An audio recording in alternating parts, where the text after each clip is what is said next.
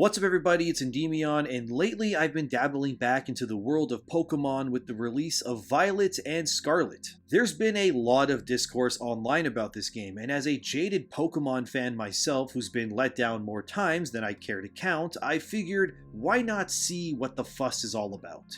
But before I begin, if you liked the video, consider subscribing and sharing it to give my life meaning, and hit the bell to be notified of future uploads. Also, don't worry about spoilers, I'm only like 10 hours in, and before I get into what my problems with the games are, I want to first talk about what I actually like about this current Pokemon game. Oh yeah, and I didn't play Legend Arceus, so if anything I say ends up being recycled from that game, just know that I have no idea one way or another. This is all new to me.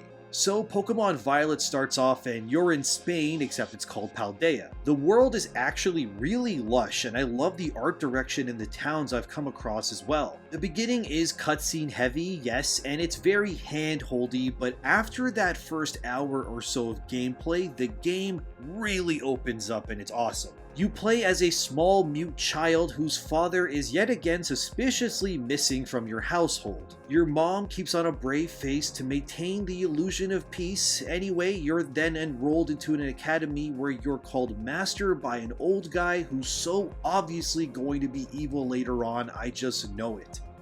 You then meet Nemona, who is again another not really your rival but kind of is character. I miss the days of true evil rivals like Gary or Silver myself. Nowadays, your rival is just a playful friend who low-key hides their pain behind their smile as you constantly outdo them at every moment when you meet in battle. I just want actual evil rivals again who are praying for my downfall like Silver did. But anyway, you pick a starter, and I went with Fuecoco because it looks kind of stupid in a sort of I have to take care of you, otherwise you'll probably die sort of way. I just think Fuecoco is neat. I also looked up the starter evolutions prior to playing, and good god, what the hell, so yeah, I went with Fuecoco.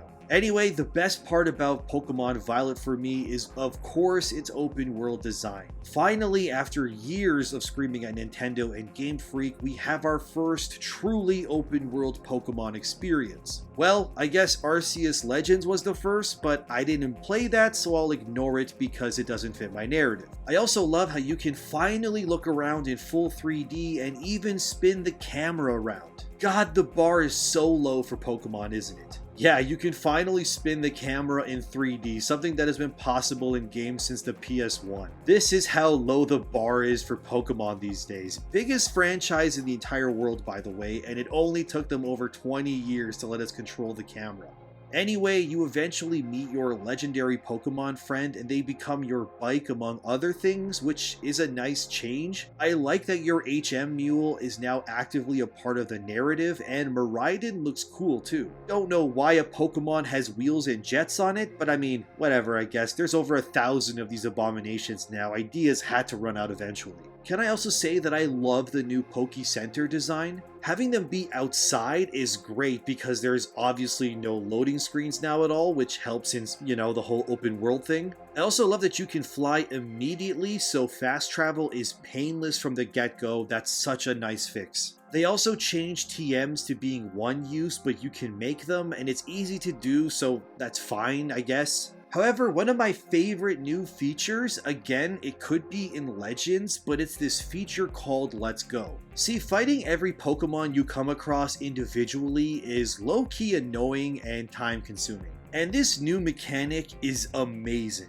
You can now send your imprisoned animal fighters ahead of you, and they'll collect items and even pick fights with the local Pokemon. This allows you to knock out multiple critters in a row and gain experience without having to stop and fight, and I love this. Seriously, besides the open world shtick, this is my favorite new feature. Being able to grind and whatnot and not have to actually stop every 2 seconds is amazing. I of course also love the sense of freedom as you can go in whatever direction you really want. In terms of plot, you have 3 main storylines to do. One is the Gym Badge quest line, another has to do with Titan Pokemon, and the last has to do with the team baddies of this game, Team Star. I don't have much to say about Team Star so far, but like your rival not being really that mean or condescending, Team Star is yet another jokey-like goon squad again. Plus, their outfits are just ugly as hell too. Maybe they get cooler later on, but for what it is, they're pretty forgettable.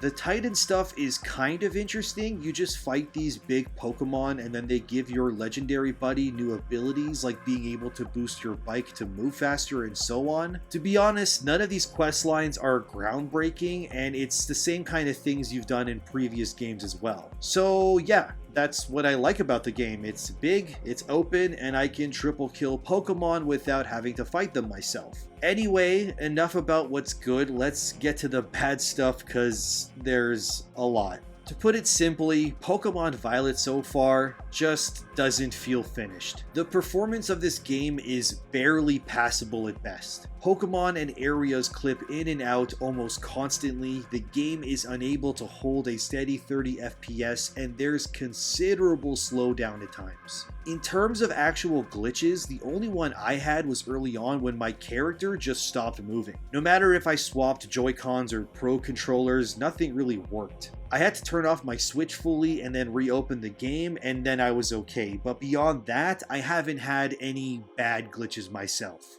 The game's performance and overall speed, however, is pretty laughable, and the Switch is showing its age more than ever here.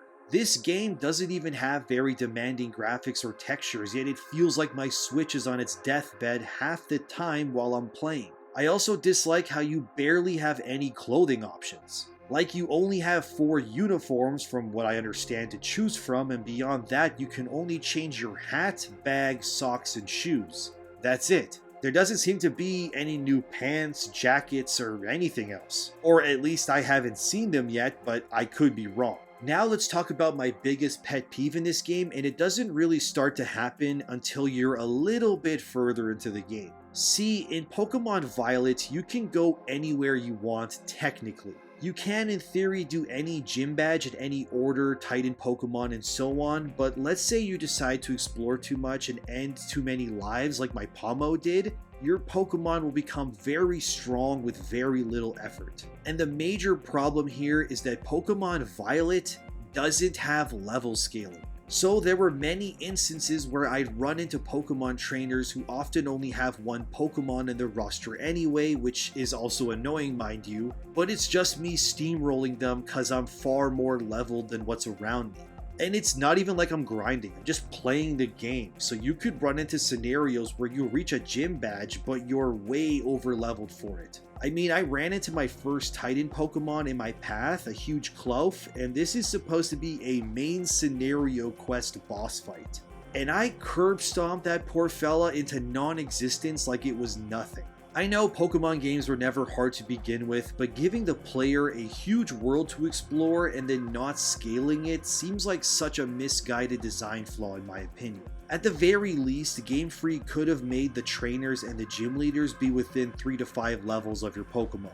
I'm already not looking forward to future gym leader fights because I already know by the time I get to them, I might be 10, 20, maybe even 30 levels ahead of them. I understand that implementing a system to scale this would be time consuming, maybe, but I honestly think it's needed. Of course, if they do add this at some point, they could just make it an option in the menu so you can play with level scaling or not. But just outright not having the ability to is bad. Not to mention, you can do those raid battles and get a bunch of candies and just boost the bejesus out of your mons like nothing, which just further imbalances the game. I guess the only solution here is to not use the Let's Go feature, ignore raid battles and all random encounters if you want your adventure to be in line with you level-wise. But this is open world, and that defeats the purpose of, being an open world game. It feels as if even though you can go in whatever direction, Game Freak still kind of wants you to explore the world in a predetermined path so you're not too over leveled. But I don't know, I just think that takes away from the adventure and the open world structure of the game, but that's just me.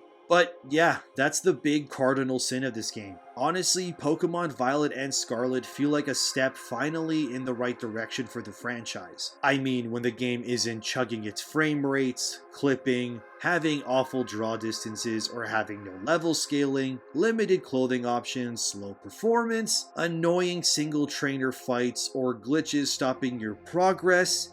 Yeah, then besides that, it's pretty fun. It's just frustrating that this game feels like a fully priced beta version of a much better future game. Don't get me wrong, I actually am enjoying my time with Violet. I think this is the most fun I've had with Pokemon since probably Black and White, but there are fundamental design and performance problems here that desperately need to be addressed. And you already know that whenever the next mainline Pokemon game comes out, even if a Switch 2 exists at that point, there's no way in Bowser's Castle that Nintendo won't release that future game on current gen Switches too. There's just too many Switch owners, Nintendo has to service them too. So do I think the problems I have here will be fixed in a future entry?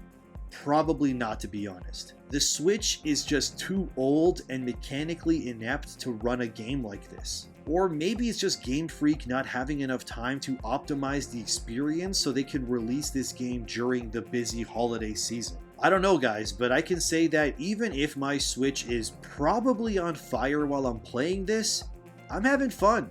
I just hope it gets better as time goes on. Oh yeah, and small nitpick maybe, but a lot of the new Pokemon designs this time around are kind of awful. I mean, there's some cool ones, but there's a lot of phoned in designs too. But what do I know? I've only been playing Pokemon since it first released in the 90s. Well, let me know what you think so far of Pokemon Violet and Scarlet in the comments. Don't worry, I'm not going to become a Pokemon channel. Hell, I'm worried this video will get demonetized because Nintendo is annoying when it comes to this kind of stuff. But anyway, like, subscribe, and share the video to give my life meaning. Thanks to my patrons as always for their support, and I'm Endymion. Pokemon Violet is fun, let's just hope they build on this in the future. Anyway, I'll see you in the next one.